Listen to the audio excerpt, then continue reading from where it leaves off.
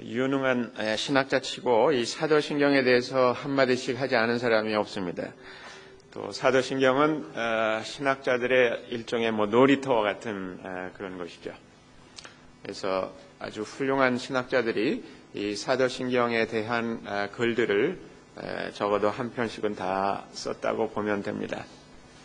특별히 존 칼빈의 그 아주 유명한 기독교 강요 The Institute of Christian Religion이라고 하는 번역이 돼서 2권으로 나와 있는 전체적으로 한 1500, 2000페이지 가량 되는 그 어마어마한 분량의 그 책이 사실은 사도신경 해설이 큰 부분을 이루고 있습니다. 물론 주기도문 해설도 있고 또 십계명 해설이 있습니다만은 그 어떤 조직 신학적인 측면에서 봤을 때는 사도신경을 집중적으로 해설하고 있는 것이죠.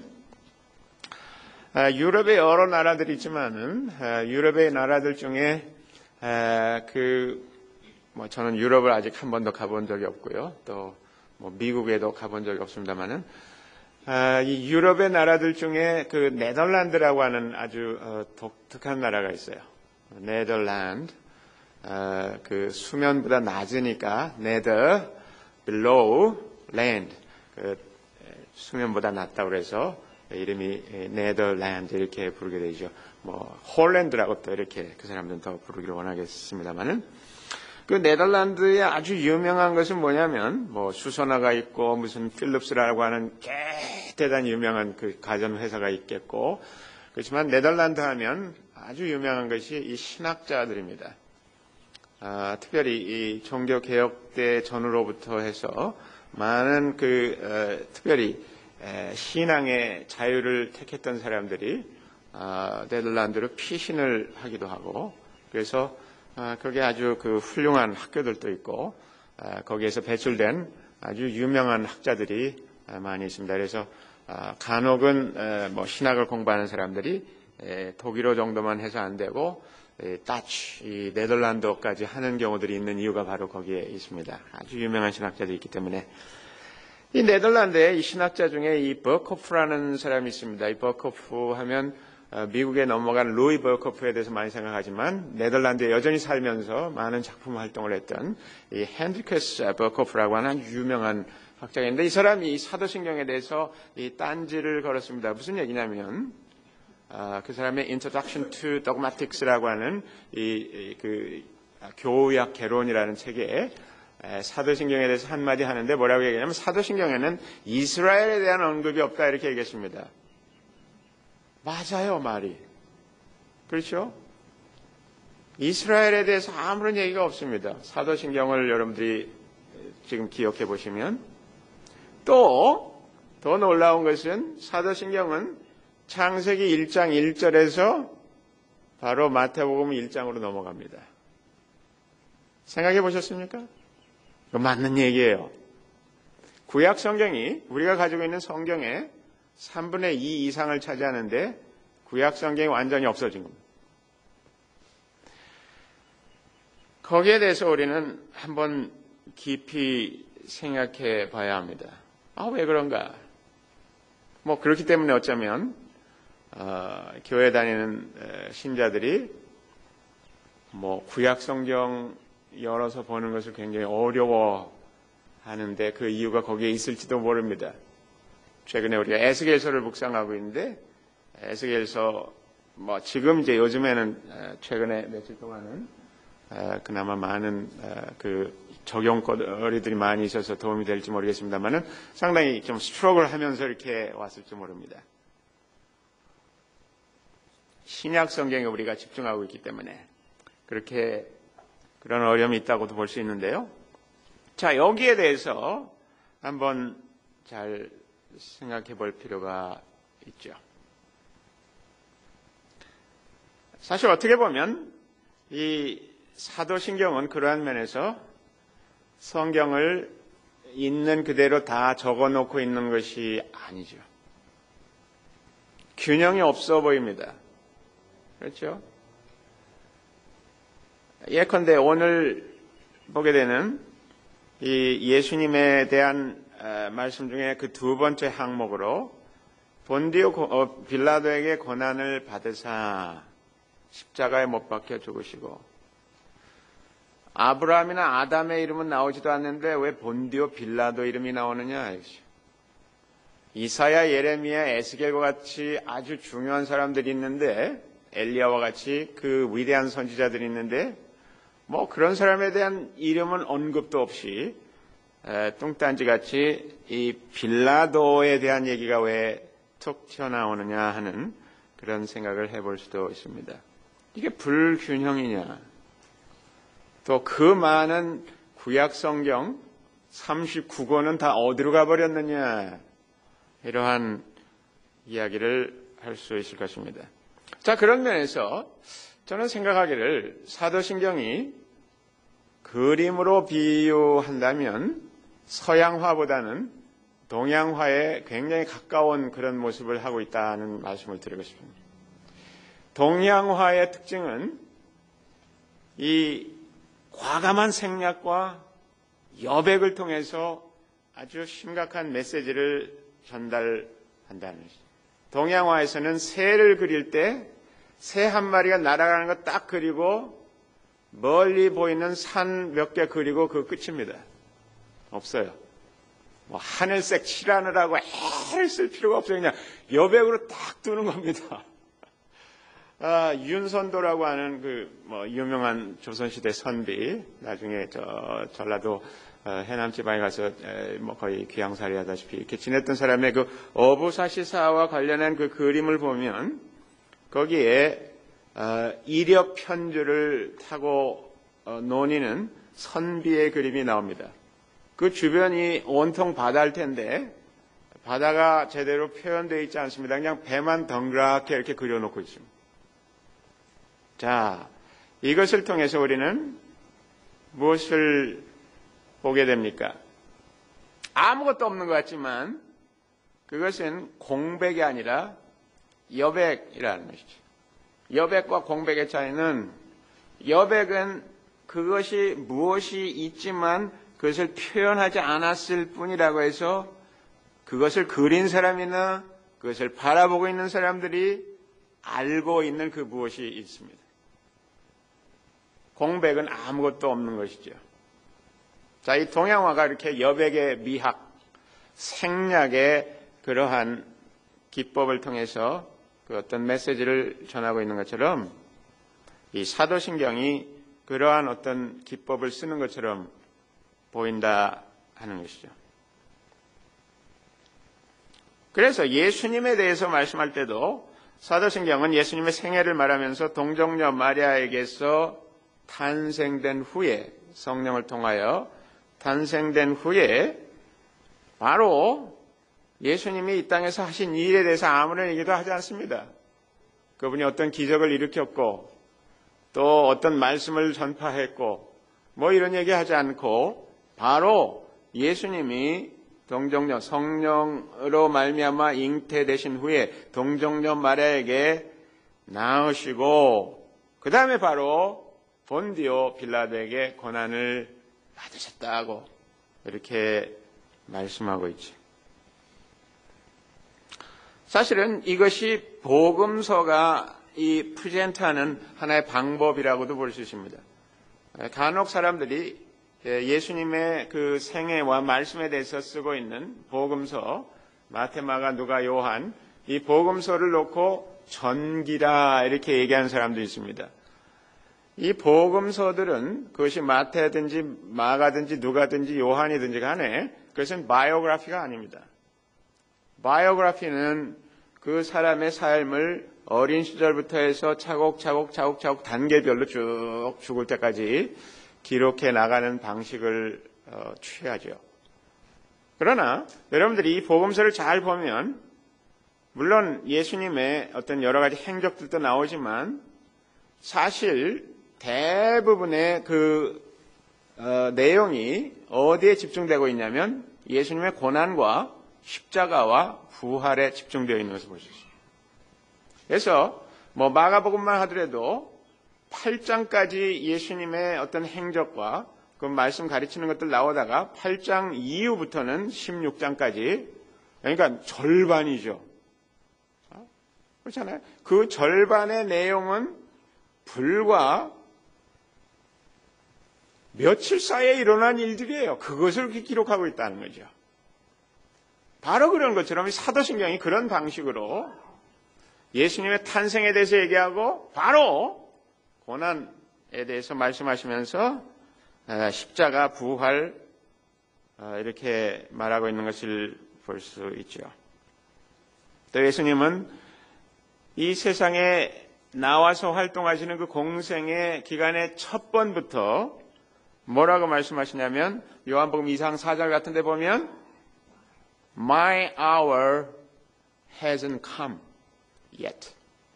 내 때가 아직 이르지 아니하였다. 여기서 말하는 예수님의 내 때라고 하는 것이 어떤 때입니까?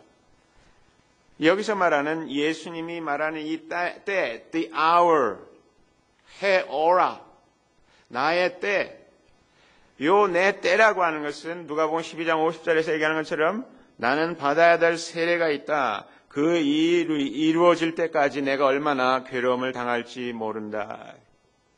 그의 죽음을 가리켜서 얘기하는 거예요. 이 때문에 나의 때라고 얘기할 때 그것은 그의 고난의 정점인 그의 죽는 순간을 가리켜 말하는 것이죠. 자, 그런데 이 고난을 얘기하면서 이 본디오 빌라도가 이 언급되는 것을 보게 되죠. 거기에 대해서 우리는 약간은 좀 의아하게 생각합니다. 또 일반적으로 한국에서 이 사도신경으로 암송하는 그 내용은 본디오 빌라도에게 고난을 받으사 이렇게 되어 있죠. 마치 본디오 빌라도가 예수 그리스도에게 고난을 준 가장 직접적인 장본인인 것처럼 이렇게 얘기하는데요. 그것은 사실은 번역을 잘못했기 때문에 그렇게 된 것이죠. 본디오 빌라도 아래에서 이렇게 써야 되는 것이죠. 즉 본디오 빌라도가 통치하는 그 시대에 그렇게 써야 되는 것입니다. 이와 같네.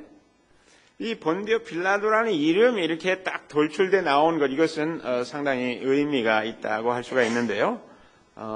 적지 않은 학자들이 얘기하기를 이 본디오 빌라도라는 이름은 이 사도신경이라고 하는 신앙의 고백을 역사적인 그 닻을 내리게 만드는 그러한 효과가 있다 이렇게 얘기합니다. Historical anchor라고요.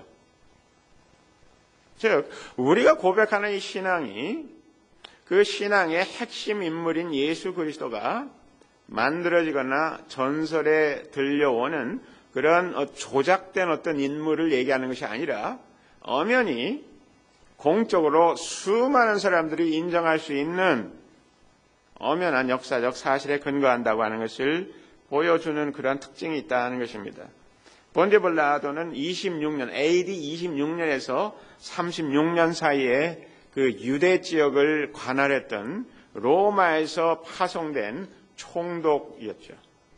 이 본디오 빌라도에 대한 기록은 그렇기 때문에 성경에만 나오는 것이 아니라 엄연히 그 고대, 특별히 로마 역사를 보면 거기에 명백히 그 사람의 언제 그 사람이 그 총독이 됐고 무엇을 했는지를 볼 수 있는 그 기록이 있다는 것입니다. 그러한 면에서 이 본디오 빌라도의 등장은 굉장히 중요한 의미가 있다는 것입니다.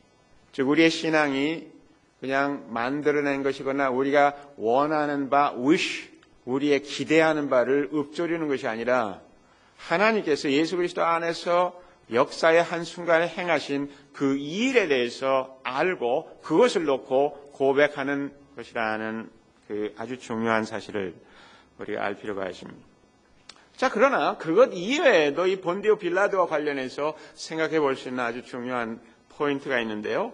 거기에 대해서 지금 현재 그 영국 캔터베리 아치비숍인 론 윌리엄스라고 하는 분이 쓴 아주 괜찮은 이 사도신경에 대한 책이 있어요. The Tokens of Trust라는 책인데 거기에서 이렇게 얘기합니다. 사도신경에는 꼭 세 사람의 이름이 언급된다. 예수, 마리아, 그리고 본디오 빌라도이다. 예수님에 대하여 한 사람은 yes라고 말했고 또 다른 한 사람은 no라고 말했다. 즉 본디오 빌라도는 no라고 했던 사람을 상징적으로 표현하는 그 이름이라는 것입니다. 이 세 사람의 이름이야말로 우리 모두가 사는 삶의 자리를 매김하는 것이라고 하겠다.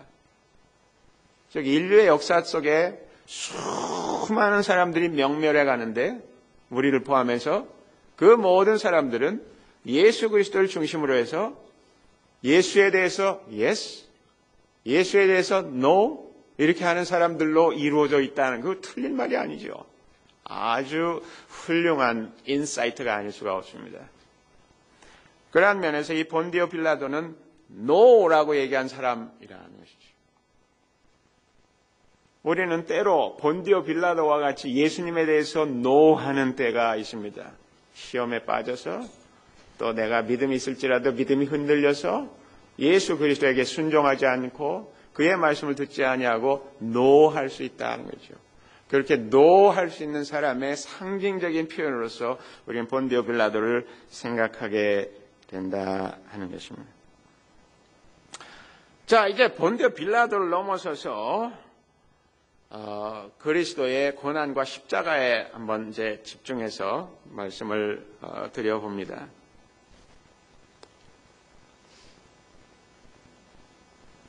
특별히 교리를 공부할 때 아주 중요한 한 섹션이 뭐냐면 죄에 대한 것입니다. 근데 사도신경에 보면 인간의 죄악에 대해서 고발하는 내용이 보이지 않는 것처럼 보입니다. 특별히 인간의 이 원죄에 대해서 얘기하지 않는 것처럼 보입니다. 그렇지 않습니다. 우리는 예수 그리스도의 고난과 십자가를 보면서 거기에서 우리는 인간의 죄를 알 수 있습니다. 예수 그리스도가 왜 십자가를 지셨는가? 예수 그리스도는 왜 죽었는가? 거기에 대한 답을 찾으려고 하다 보면 결국은 우리의 죄에 대해서 말하지 않을 수 없습니다. 또 모든 사람이 죄를 범하였음에 하나님의 영광에 이르지 못하더니 하는 그 인간 전체의 이 죄에 빠진 상태, 즉 이 원죄에 대해서 언급하지 않을 수 없다는 것이죠.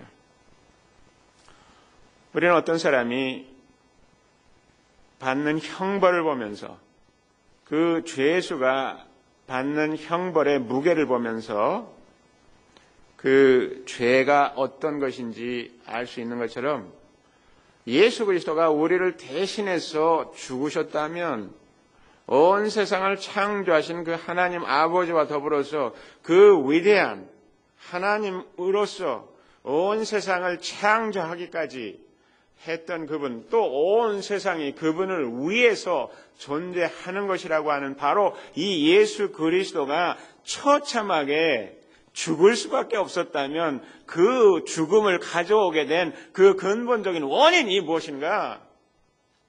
그것을 생각해 보면서 우리는 인간의 죄가 그 깊이와 그 심각성이 어떤 것인가 하는 것을 분명히 알 수가 있다는 것이죠.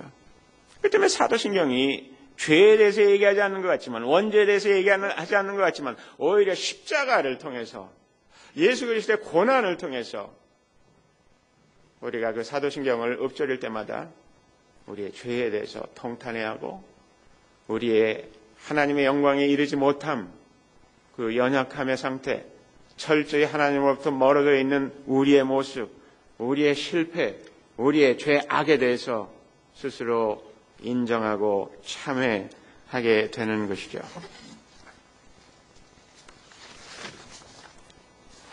한스 쿵이라고 하는 독일의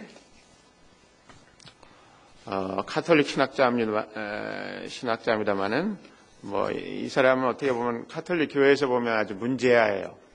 이 사람이 책을 쓸 때마다 말하자면 카톨릭 사람들의 그 염장을 질러 놓으니까 카톨릭 신부였지만은 말하자면 이 사람이 성경을 그래도 좀 더 많이 알고 좀 더 제대로 풀어내려고 하기 때문에 자꾸 자꾸 로마 교황청하고 이렇게 갈등이 빚어지고 그랬던 것 같습니다. 그래서 지금은 뭐 완전히 파문을 당해가지고 대학 교수직은 남아있고 그런 가운데서 계속 책을 써내고 뭐 그이가 죽었다는 얘기는 아직 듣지 못했습니다만은 거의 죽을 때가 됐을 거예요. 아마 죽지 않았다면. 굉장히 나이가 많은 사람이지. 근데 이가 그 사도신경 해설 그 크레도라고 하는 그 책에서 불교와 기독교를 이렇게 비교해요.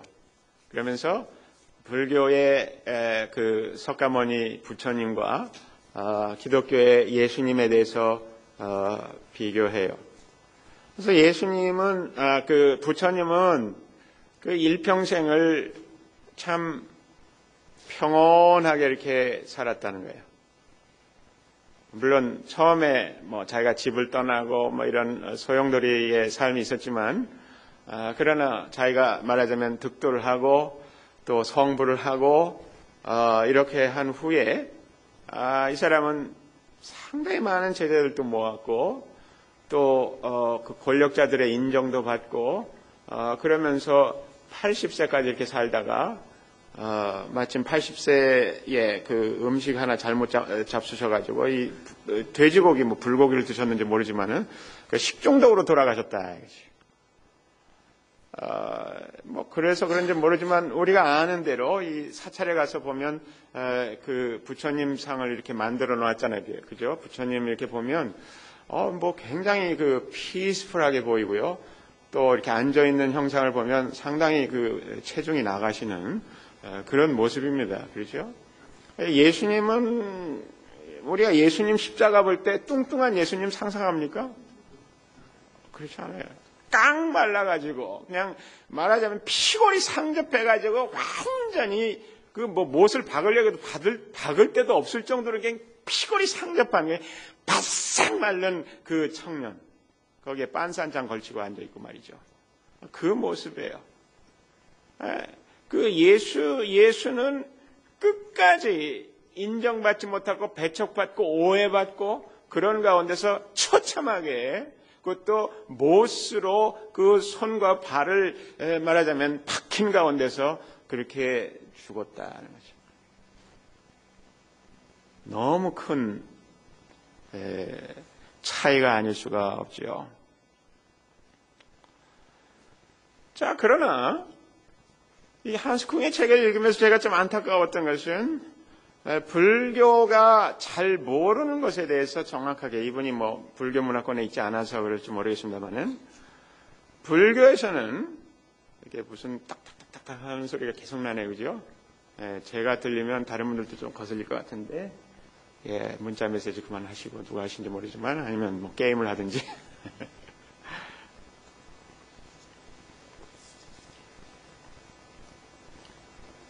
좀 안타까웠던 거는 불교에서는 죄라는 것을 몰라요. 뭐 여러분들이 그렇지 않다고 얘기할지 모르지만 성경이 말하는 것과 같은 죄에 대해서 불교는 알지 못합니다. 왜 그러냐? 그건 분명한 이유가 있어요. 불교 경전을 다 뒤져보십시오. 거기에 하나님이 없습니다. 하나님이 없어요. 우주가 있고 자연이 있고 그러니까 자연이죠. 하나님이 창조하신 이 세계도 자연이에요. 왜 자연이냐? 그렇게 돼 먹었다 이게. 자연 스스로 그럴련 그 누가 만들었다는 얘기가 없어요. 그 배후에 누가 있는 거 없어요. 그냥 it just happens like that. 그게 자연이에요. 그 사람들은 그렇게 그래서 하나님이 없어요. 하나님이 없는 한 죄라고 하는 것은 성립할 수가 없습니다. 왜냐하면 저지를 수 있는 대상이 있어야 죄가 되는 거거든요. 죄라고 하는 것은 이 대들어가지고 말하자면 때려 부실 수 있는 상대가 있어가지고 rebellion 도전하고 반역하는 그 대상이 있어야 그것이 죄가 성립되는 것이죠. 근데 불교에서는 그런 뜻에서 죄라는 것은 있지가 않습니다. 도덕적인 죄에 대해서는 얼마나 많이 얘기하는지 몰라요. 그러나 우리가 알고 있는 성경이 말하는 하나님과의 관계 비틀어짐이라든지 하나님에 대해서 NO! 해가지고 거기에 대해서 문제가 생기는 그런 상황으로서의 죄에 대해서는 전혀 알지를 못합니다. 아마 그렇기 때문에 부처님은 그렇게 평온하게 또 자실 것도 열심히 자시고 또 이렇게 통통하게 이렇게 사셨는지 모르죠. 그렇게 될 수가 없다는 거예요. 예수 그리스도의 십자가에 있어서 우리가 생각하면서 왜 그리스도는 십자가를 지셨는가? 왜 그는 죽어야 되는가? 또 십자가에서 어떤 일이 일어났는가? 여기에 대해서 생각을 해봅니다. 십자가에 대해서 생각하면서 우리는 아주 기본적으로 그것이 하나님 앞에 드려진 희생 제사였다는 것을 알 수가 있습니다. 히브리서 10장 12절의 말씀을 보면 이런 말씀이 있습니다. 히브리서 10장 12절에 그러나 그리스도께서는 죄를 사하시려고 단 한 번에 영원히 유효한 제사를 드리신 뒤에 하나님 오른쪽에 앉으셨습니다. Sacrifice. 예수 그리스도가 왜 십자가에서 죽었어야 되느냐? 그것은 죄를 없애기 위한 제사로서 드려진 그 희생이었다는 것을 분명히 알 수가 있는 것입니다. 죄의 씻음은 다른 방법으로는 가능하지 않습니다. 죄의 결과가 죽음이라면 그 죽음이 있어야만 그 죄가 없어지는 것입니다. 이것이 아주 중요한 이치예요. 죄의 결과가 죽음이라면 그 죽음을 가져와야만 그 죄는 없어진다는 거죠. 그렇게 해야 상쇄가 된다는 거죠. 그 인간의 불행은, 인간의 절망은 어디에 있냐면 내 자신이 내가 죄인이기 때문에 그 죄를 없애기 위해서 내가 죽는다는 데 있다는 것입니다. 죄의 삭은 사망이라 이렇게 말씀하신 것처럼 죄로 말미암아 사람들이 죽어가죠. 자연이 이렇게 병들어서 죽어가죠. 그러나 성경은 신학적으로 말하기를 사람이 왜 죽느냐? 죄 때문에 죽는다. 사람의 생명이, 생물학적 생명이 없어지는 것에 대해서 얘기하는 것보다도 사람이 왜 죽느냐, 그 죽음을 얘기할 때 그 죽음은 하나님으로부터의 단절을 얘기하는 거거든요. 그 단절이 왜 오느냐? 그 단절은 하나님 앞에 죄를 지었기 때문이야 하는 것입니다. 근데 그 죄를 상쇄하기 위해서, 그 죄를 씻기 위해서 죄의 결과가 죽음이라면 죽음을 가져와야만 그 죄가 말하자면 씻어진다는 거죠. 그런데 인간의 이 아주 심각한 절망은 나도 죽어야 될 죽음이 있기 때문에 내가 누구를 위해서 죽을 수 없는 여기에 문제가 있다는 것이죠.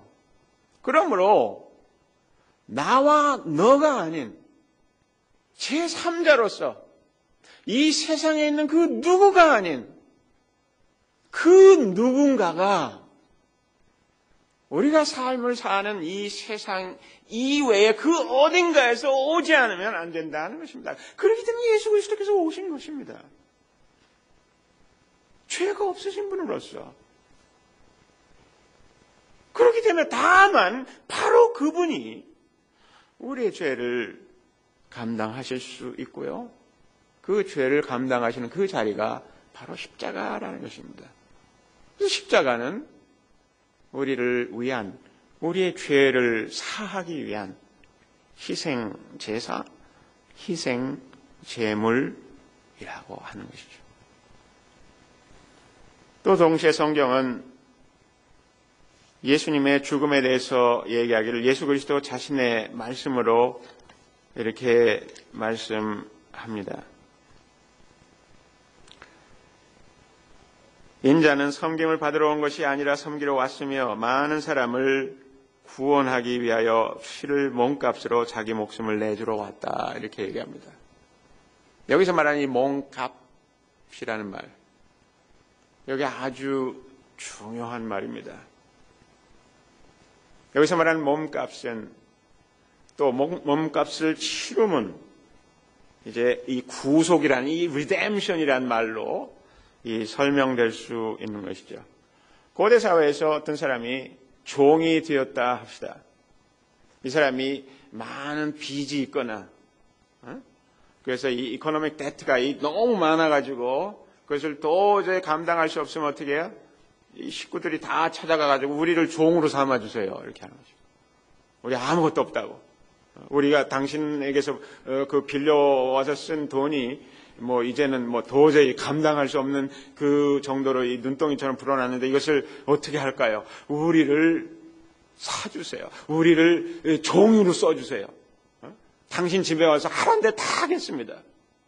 그런 것처럼 그런 이 노예제도, 이 종이 만들어지는 그것이 전쟁이라든지 그런 경제적인 이유에 의해서 말하자면 속박되는, 거기에 예속되는 그런 경우들이 있게 된 것이죠. 그러면 그 사람이 종이 되었는데 그 종이 된 상태에서 어떻게 풀려날 수 있느냐? 그만큼의 빚을 갚아줘야 되는 거죠. 뭔가 이 페이먼트가 있어야 된다는 거죠. 이것이 바로 대속물의 이 아이디어에서 생각해 볼 수 있는 아주 중요한 부분입니다. 즉, 이 종살이를 하게 된 사람들이 한 1, 2년 이렇게 살아봤지만 이게 도저히 살 길이 없다. 이게 너무 힘들다. 그냥 벗어날 길이 없죠. 그러나 어떤 선한 베네팩터가 있어가지고 그 은인이 와서 이 사람들이 감당해야 될 그 빚의 모든 것을 다 치러주었다면 이 사람들은 자유인이 되는 것이죠. 그 자유인이 되는 그 과정에 대해서 얘기하기를 예수 그리스도께서 인자는 섬김을 받으러 온 것이 아니라 섬기러 왔으며 많은 사람을 구원하기 위하여 치를 몸값으로 자기 목숨을 내주러 왔다. 이렇게 말씀하고 있습니다. 즉 예수 그리스도의 십자가는 대속물로서 대신 우리의 감당할 수 없고 갚아낼 수 없는 죄악이라고 하는 그 짐을 대신 감당하시고서 우리를 놓아주시는, 우리를 자유케 하시는 그것이 예수 그리스도의 십자가였다 하는 것입니다. 이제 세 번째로, 그리고 어쩌면 가장 중요하게 예수 그리스도가 왜 십자가에 달렸느냐, 거기에 대해서 더 말씀을 드려봅니다. 오늘 이 마가복음을 읽었는데요. 이 마가복음 말씀 중에 아주 우리의 귓전에 아주 생생하게 울리는 한 구절이 있습니다. 그것은 예수 그리스도께서 마지막으로 십자가에 달리시면서 그 외마디 함성을 지르며 운명해가는 그 순간에 있었던 말씀입니다. 뭡니까? 나의 하나님 어찌하여 나를 버리셨나이까 하는 그 한 말씀입니다. My God, why have you forsaken me? 나의 하나님, 어찌하여 나를 버리셨나이까? 제가 수년 전에 어떤 이 대학생하고 대화를 하면서 이 전도할 때였습니다만은, 이 전도하면요 굉장히 좋은 일들이 많이 있어요. 무엇이 아주 좋으냐면 믿지 않는 사람들이 어떤 문제를 가지고 좀 진실하게 대화를 할 때 보면 어떤 문제를 가지고 기독교에 대해서 어려워하는가 하는 것을 알 수가 있어요. 그러면서 그들의 질문에 대답을 하다 보면 복음의 정수에 다다를 수 있는 경우들을 종종 경험하게 되는데요. 이 학생이 아마 교회를 좀 다닌 것 같아요. 왜냐하면 질문 자체가 이렇게 아주 가벼운 질문이 아니었어요. 뭐라고 얘기하냐면 예수님이 십자가에 달리기 전에 기도할 때 어딘가에서 자기가 어딜 찾아내진 못해요. 근데 막 기억을 되살려서 물어보는 거죠. 예수님이 십자가에 달리기 전에 기도할 때 어딘가에서 왜 그렇게 힘이 없는 모습으로 주저했나요? 이렇게 질문해요. 이렇게 또 질문하는 걸 제가 처음 들었어요. 왜냐하면 성경을 좀 알면서 믿지 않고 있는 사람은 그렇게 많지 않거든요. 성경 자체 아예 읽지 않는 것이 문제죠. 성경을 읽어봤는데 이게 좀 말이 안 되는 것처럼 보였다, 자기가. 근데 말이 되거든요. 그 질문 자체가 저에게는 말이 돼요. 굉장히 중요한 질문이었어요.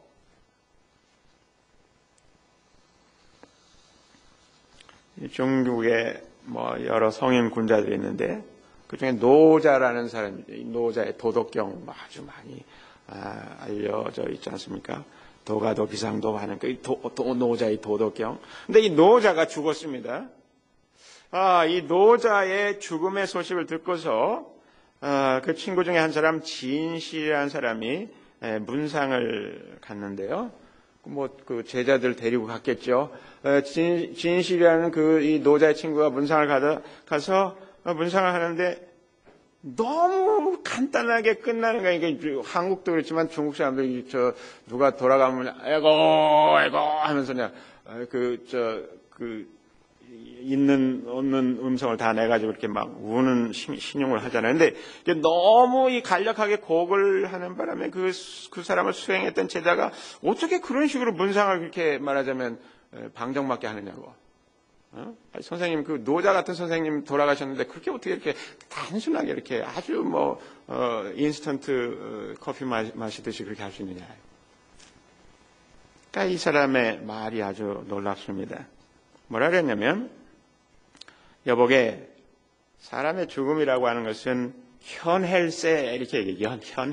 현해라는 게 이 무슨 말이냐 하면, 현이라고 하는 것은 이 둥둥둥둥 떠있는 이 댕글링 하는 걸 현이라, 영어로 쓸 때 이제 이 댕글링이란 말인데, 뭐가 댕글링 하느냐? 인간의 삶이라고 하는 것은 이 퍼펫쇼처럼, 이 인형극처럼 말이죠. 인형들을 이렇게 보면 이렇게 보이지 않는 실에다 매달아 놓고 그 뒤에서 이렇게 자꾸 이렇게 매니플레이트 하는 거 아니에요. 그죠? 그러면서 피터, 존이 서로 얘기하고 그런 것처럼 막 이렇게 하잖아요. 사람의 죽음이라는 것은 현일세. 그 인형극에 이렇게 실이 있다가 실이 똑 끊어지는 게 죽는 거라. 실이 탁 풀려가지고 이제 하고 떨어지는 게 죽는 거라. 즉, 그 사람이 매달려 있는 것에서 이제 풀려나는 것이니까 그거 좋은 거다. 너무 거기에 대해서 우리가 애걸복걸할 필요 없다. 어떻게 보면 이게 동양의 이 죽음관입니다. 아니면 이 노자 같은 사람의 사상이 그런 거라고 얘기할 수 있을지 모르죠. 동양은 그렇고 서양에서 이 소크라테스 같은 사람이 말이죠. 이 아테네에서 이제 재판을 받고 그 아테네 젊은 사람들을 말하자면 선동해가지고 참 나쁜 일을 자꾸 하게 한다 하는 그런 누명을 쓰고서 이제 이 소크라테스가 죽게 됐다. 이게 포이즌을 마시게 됐어. 그 포이즌을 마시기 전에 이 친구들이 와가지고 이렇게 해서 도망가라고 이렇게 얘기하는데 소크라테스가 no, 나 이거 마시고 죽는다고. 아주 담담하게 마시고 돌아가셨다. 자, 소크라테스라는 노자에 비해서 예수 그리스도 형편없다는 거죠. 이게 뭐냐, 이게. 그 마가복음 14장에 보면 이런 말씀이 있어요. 이 베드로와 야고보와 요한과 함께 가서 기도하시는데 심히 놀라시며 슬퍼하사 말씀하시되 내 마음이 심히 고민하여 죽게 되었으니, 이 동정을 자극하는 것처럼 말이죠. 지금 어쩌란 말이냐고. 좀 시시해. 또 예수님의 제자 사도 바울도 그렇지 않았거든요. 죽음에 앞서서 사도 바울이 뭐라고 그랬어요? I've been fighting a good fight. 나의 이 지금 인생이 이제는 내 관제와 같이 부음이 되고 술을 쏟아놓은 것처럼 내가 이제 그렇게 될 거라고. 담담하게 말이죠. 걱정이 없어요. 어떻게 보면. 예수님이 지금 이상하잖아 이게 지금. 뭐냐 이게 시시하게. 그죠? 그러니까 그 학생이 그렇게 질문할 만 하더라고요. 그런 질문에 대해서. 그럼 예수님은 왜 그렇게 그 죽음의 그 시간을 맞서 서서 말하자면 이 초가 녹듯이 그냥 완전히 그 두려움 앞에 벌벌벌 떨고 있는 이 모습이었느냐? 이것은요.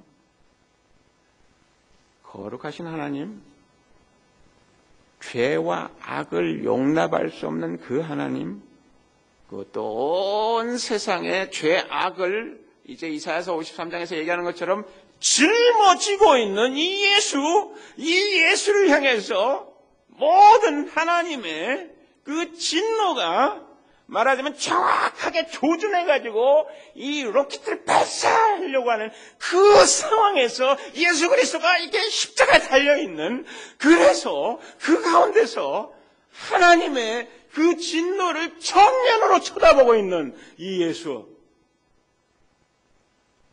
인간은 아무도 지금까지 하나님의 진노를 그렇게 정면에서 주시해 본 적이 없습니다. 아무도. 노자가 그걸 알지 못했습니다. 노자의 친구, 진실이라는 사람이 알 수가 없었어요. 소크라테스가 그걸 알 수가 없었어요. 사도 바울이 담대했던 것은 예수님 때문이죠. 왜? 여기서 답이 풀리는 겁니다. 답이 나오는 겁니다. 예수 그리스도의 죽음은 하나님의 심판이었습니다. 왜요? 우리가 심판받아야 되는데 그 자리에 서 계신 거예요.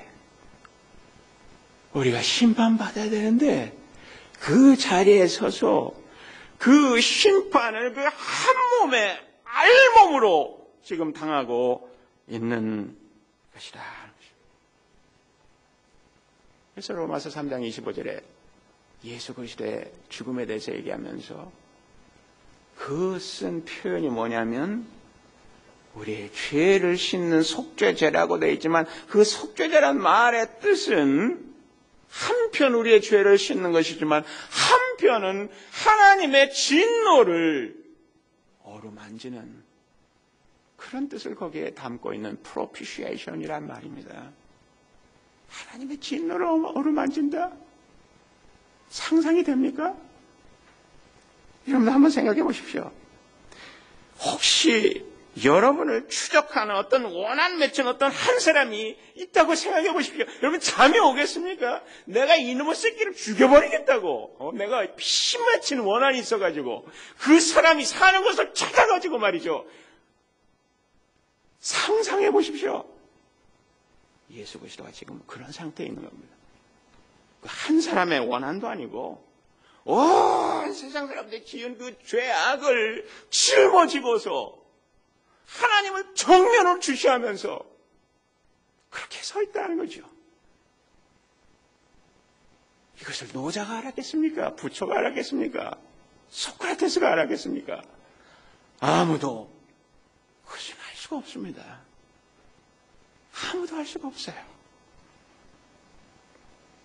온 인류가 저질러 온 죄악에 대한 하나님의 분노가 폭발적으로 쏟아부어지는 그 자리에 그분만 홀로 덩그마니 서 있는 그것이 바로 십자가입니다. 그렇게 죽으신 겁니다. 이사야서 53장이 그것을 아주 잘 얘기합니다. 그는 실로 우리가 받아야 할 고통을 대신 받고 우리가 겪어야 할 슬픔을 대신 겪었다. 그러나 우리는 그가 징벌을 받아서 하나님에게 맞으며 고난을 받는다고 생각하였다. 그러나 그가 찔린 것은 우리의 허물 때문이고 그가 상처를 받은 것은 우리의 약함 때문이다. 그가 징계를 받음으로써 우리가 평화를 누리고 그가 매를 맞음으로써 우리의 병이 나았다. 우리는 모두 양처럼 길을 잃고 각기 제 갈 길로 흩어졌으나 주님께서 우리 모두의 죄악을 그에게 어떻게 했다고요? 지우셨도다. 그에게 지우셨도다. 그 죄악을 걸머쥐고서 그 십자가에 달려서 그 죄악에 대해서 정면으로 정조준해서 퍼부어오는 하나님의 진노의 불길을 예수 그리스도가 바라보고 있었던 것입니다. 바울은 고린도서 5장 21절에서 바로 그렇게 죽으신 예수 그리스도에 대해서 죄를 알지도 못하신 분이 죄가 되어 이렇게 얘기합니다. 예수 그리스도가 십자가에 달렸을 때 그분은 죄의 덩어리로 그냥 거기에 덜렁 매달려 있었던 것이죠. 그러한 상태에 예수 그리스도의 심정을 표현하는 그 놀라운 말씀이 뭐냐면 시편 22편 6절에 나오는 나는 벌레요. 그런데 사람들이 벌레를 볼 때 어떻게 합니까? 예수 그리스도가 온갖 죄악을 뒤집어 쓰고 있는 그 모습이 그리스도의 입장에서 보면 사람들이 자기를 볼 때 벌레를 보듯이 보더라 하는 거죠.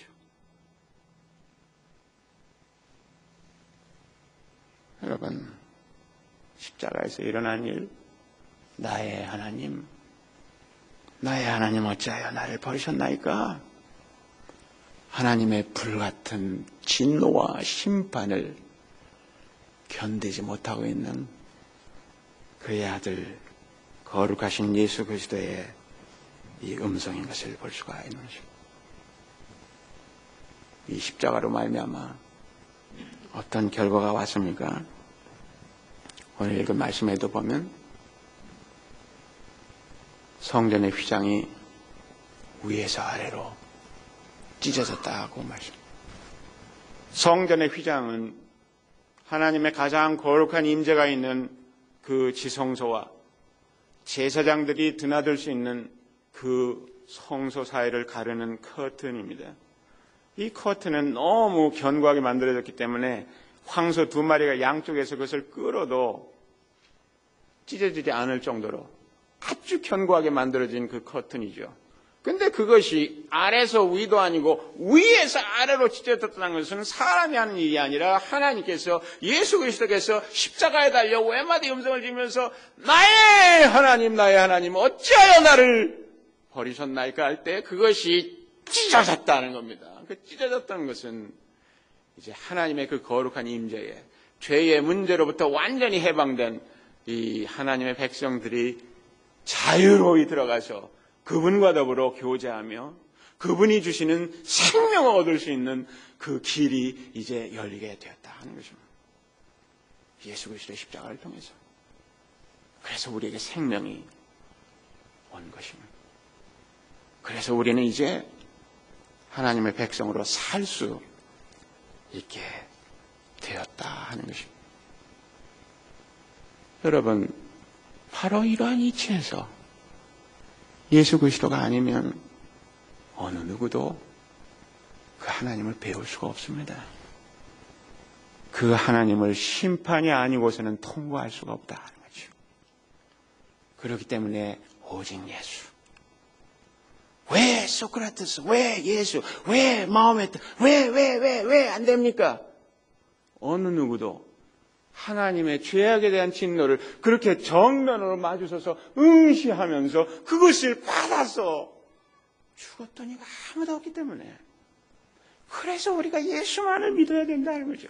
천하의 예수 이름 외에 구원을 받을 만한 다른 이름을 주신 적이 없다고 사도행전 4장이 말씀하고 있는 것처럼 바로 예수가 왜 구원의 이름인가 하는 것을 분명히 할 수가 있는 것입니다. 기도하겠습니다.